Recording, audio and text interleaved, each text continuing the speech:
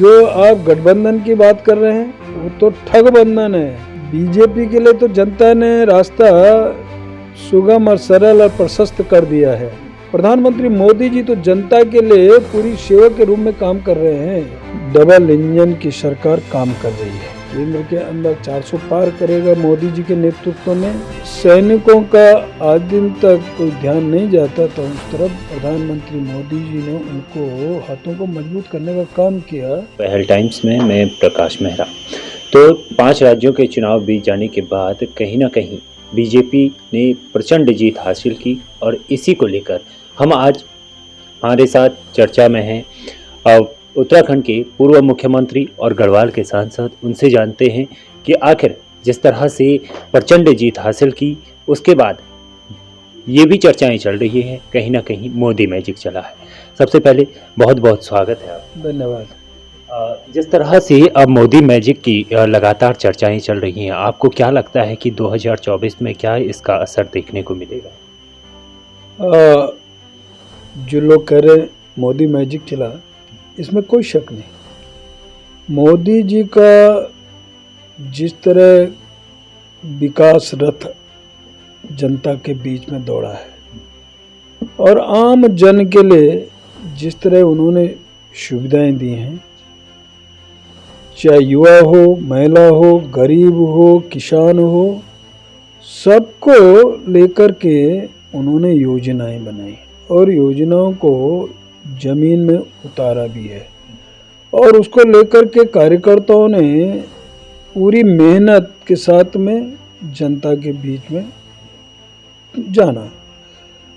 और ये आने वाला जो 24 आप कह रहे हैं, निश्चित है कि इसे तो हम ये कहेंगे कि सेमीफाइनल, लेकिन जो फाइनल है जिसमें केंद्र की योजनाएं हैं, जो केंद्र की रीति नीति नियम और कानून और इतने बड़े बड़े कानून पिछली बार भी जिस तरह बने, यानी देश की रक्षा सुरक्षा, जिन सैनिकों का आज दिन तक कोई ध्यान नहीं जाता था उस तरफ प्रधानमंत्री मोदी जी ने उनको हाथों को मजबूत करने का काम किया और उनको स्वतंत्र किया उन आतंकवादियों के खिलाफ कि आप जो भी निर्णय लेना स्वयं निर्णय लें। और वो निर्णय लेने के बाद इतना हुआ कि आर्मी का भी साहस बढ़ा और जो उनको पहले से दिल्ली की तरफ देखना पड़ता था वो स्वयं डिसीजन लिए कि वहाँ पे क्या हो रहा, पत्थरबाजी हो रही है, आतंकवादी किस तरह से यानी आम जनता को अपना वो बना रहे हैं हथकंडे, तो उस पर पूरी तरह रोक लगाने का काम हुआ। यानी ईंट का जवाब पत्थर से देना, ये सब हुआ। और यही नहीं तो बड़े बड़े कानून, आपका राम जन्मभूमि जो वर्षों से जिसके लिए लड़ाई लड़ रहे थे 500 वर्ष, वो भी सुप्रीम कोर्ट का जब डिसीजन हुआ तो प्रधानमंत्री मोदी जी ने तत्काल निर्णय लिया, ट्रस्ट बनाया और आज जो 22 जनवरी को जो दिखेगा पूरी तरह जिसके शुभारंभ 3 तलाक कानून बने, 370-35 से, तो एक विश्वास बढ़ा मोदी जी के प्रति लोगों का जागा। और यही नहीं तो जो दैनिक उपभोग की चीज़ें हैं, आदमी को जो चाहिए, तो सड़क है, पानी है, बिजली है, शौचालय है, स्वच्छता, ये सारी चीज़ें। तो यही नहीं तो आयुष्मान योजना के तहत गरीब भी अपना इलाज करा सके, 5 लाख रुपए दे करके वो भी नवाजने का काम किया। और गरीब कल्याण योजना के तहत घर घर में राशन पहुंचाने का काम किया। ये सारी चीज़ें जब जनता ने देखी और विशेषकर महिलाओं ने, तो उन्होंने मोदी जी के प्रति जो आस्था जगी और उस आस्था के कारण फिर मोदी जी के नाम पे वोट किया।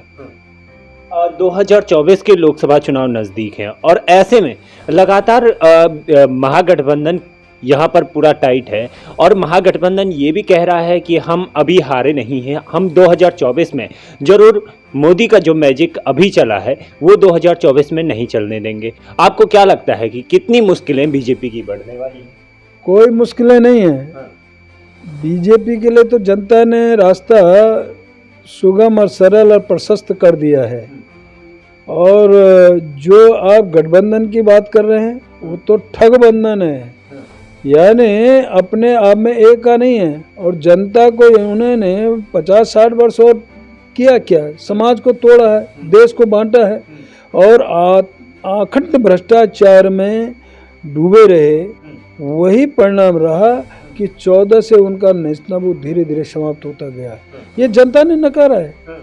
हम तो अपना काम कर रहे हैं। प्रधानमंत्री मोदी जी तो जनता के लिए पूरी सेवा के रूप में काम कर रहे हैं, लेकिन ये जिस तरह का उनका कल्चर रहा और जिस तरह उन्होंने, मैंने कहा ना कि समाज को ठगा है, केवल सत्ता का उपभोग अपने लिए किया, उसका रिजल्ट परिणाम उनको देखने को मिला।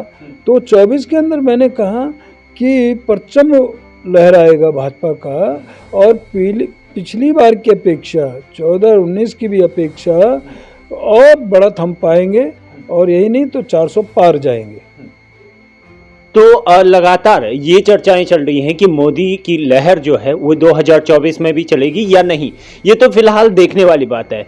आप उत्तराखंड से आते हो, उत्तराखंड के पूर्व मुख्यमंत्री भी हो और गढ़वाल से सांसद भी हो। हम आपसे उत्तराखंड के बारे में ही कुछ चर्चाएं कर लें कि जिस तरह से वहाँ पर लगातार मांगे उठती रही हैं, भू कानून को लेकर हो और अंकिता भंडारी को लेकर हो, तमाम मुद्दे हैं वहाँ पर, और इसी को लेकर 5वीं अनुसूची को लेकर भी वहां पर चर्चाएं चल रही हैं। इस पर आपका क्या स्टैंड है? देखिए, हर मुद्दे पे सरकार काम कर रही है, उनका निराकरण कर रही है जो करना चाहिए, और साथ में जनता को विश्वास में लेते हुए डबल इंजन की सरकार काम कर रही है विकास। आज चाहे सड़कों का जाल बोलें, चाहे ट्रेन का कर्णप्रयाग तक पहुंचना हो, 4 धाम सड़क योजना, ऑल वेदर रोड है, भारतमाला रोड है, और घर घर में आपका उज्ज्वला गैस कनेक्शन हो, शौचालय हो, ये सब उत्तराखंड के अंदर प्रधानमंत्री मोदी जी के नेतृत्व में हुआ है और पहुंच रहा है। बाकी जो आपने कहा उन पे कानून और बन रहा है, और जो भी अन्य कारण है तो उस पर कई जगह कोर्ट का मामले हैं, कोर्ट उस पर हस्तक्षेप किया है, कोर्ट ने किया, और जिन लोगों ने गलत किया है उनको सजाएं मिली है। तो इन्हीं मुद्दों को लेकर तमाम तरह के सवाल बीजेपी पर लगातार उठते रहे हैं कि किस तरह से आने वाले कुछ ही टाइम में विधानसभा चुनाव भी उत्तराखंड में होने हैं। अब चर्चाएं ये है, कांग्रेस वहां पर लगातार आरोप लगाती रही है कि अगर ऐसे ही मुद्दे रहे, वो लगातार भू कानून को लेकर हो, अंकिता भंडारी को लेकर हो, हमेशा धरना देते हैं। अब आपको क्या लगता है कि जिस तरह से कांग्रेस वहां पर अपना स्टैंड दिखा रही है, कहीं ना कहीं ये भी चर्चाएं तेज हैं कि कांग्रेस कहीं आगे बढ़त ना कर ले और बीजेपी उसी स्टैंड पर ना आ जाए? मैंने कहा कि डबल इंजन की सरकार वहाँ पे काम कर रही है और तेजी से काम कर रही है। आज सड़कों का जाल देखें, ट्रेन का पहुंचना हो, ये सारी विकास की योजनाएं हों, सब तेजी से हुआ है। चाहे औद्योगिक उससे यदि कहें तो उस पर भी काम हो रहे हैं। जहाँ तक आपने कुछ घटनाओं की बात की, उन पे सख्ताई से काम हुआ है और निर्णय हुआ है, कोर्ट के अधीन है और उस पर कार्रवाई हो रही है। लेकिन जिन लोगों ने गलत किया वो आज भी जेलों में हैं, सजा भुगत रहे हैं। तो ये सारे काम, और कानून, भू कानून भी है, वो अपने काम कर रही है, उसके लिए आयोग बना है, वो अपना काम कर रहा है। पर सर, सवाल तो ये भी उठता है कि अंकिता भंडारी की मौत पे जो सवाल उठते हैं, जो उसकी आत्महत्या पे तमाम तरह के सवाल उठते हैं कि इस पर अभी तक कार्रवाई नहीं हुई है, सरकार चुप बैठी हुई है। आपको क्या लगता है इस बारे में कि आखिर सरकार अपनी चुप्पी से क्या जताना चाहती है? सरकार चुप नहीं बैठी है, उस पर SIT बैठी है। SIT ने निर्णय लिए, काम किया, जांच किया है, और जांच के बाद सारा कोर्ट में मामला है। और मैंने कहा जिन लोगों ने ये काम किया वो जेलों में हैं, कार्रवाई हुई है और कोर्ट देख रहा है इस मामले में। तो सरकार ने जो काम करना तो अपना काम किया, कर रहा है। उसके प्रति हमारी भी है ना, दिल से जो हो गलत हुआ, नहीं होना चाहिए था, जिन्होंने किया है उनके खिलाफ हमें, और उन पर सख्ती से निर्णय लेंगे, काम करेंगे। तो आपको क्या लगता है कि आने वाले विधानसभा चुनाव में फिर से बीजेपी लौटेगी? देखिए अभी तो लोकसभा का चुनाव है, 24 में मैंने 5 सीटें हमारी आ रही हैं, भारी बहुमत से हम लोग जीत के आने वाले हैं और पूरा परचम भाजपा का लहराएगा। केंद्र के अंदर 400 पार करेगा मोदी जी के नेतृत्व में। मोदी जी के जो विकास के कार्य हैं उनको देख करके, और आपने विधानसभा में भी देखा है ना, ये सारे विधानसभा में भी किस तरह लोगों ने वोट किया मोदी जी को देखते हुए। उन्होंने कहा देश को यदि कोई संभाल सकता तो मोदी संभाल सकता है, इस देश को परम भव्य को ले जाएगा तो मोदी ले जाएगा। और वैसे भी उत्तराखंड तो जागरूक है, उत्तराखंड के अंदर सैनिक बाहुल्य हर सीमा पे वहाँ के जवान खड़े हैं, वो सब जानते हैं ना।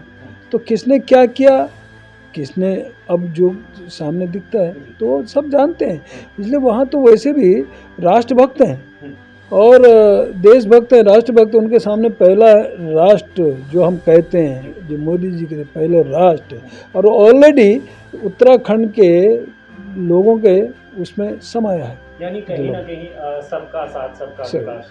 या सबका साथ सबका भी विकास, सबका विश्वास, सबका प्रयास। तो जिस तरह से इन्होंने कहा कि फिर से कमल का जो परचम है वो लगातार लहराएगा और तमाम तरह के जो सवाल है उनका भी उन्होंने जवाब दिया कि जो सरकार के द्वारा जो नीतियां चलाई जाती हैं उन पर कैसे काम होता है, किस तरह से उस पर कार्रवाई होती है। लगातार सरकार इन चीज़ों पर ध्यान देती है और करती जाती है।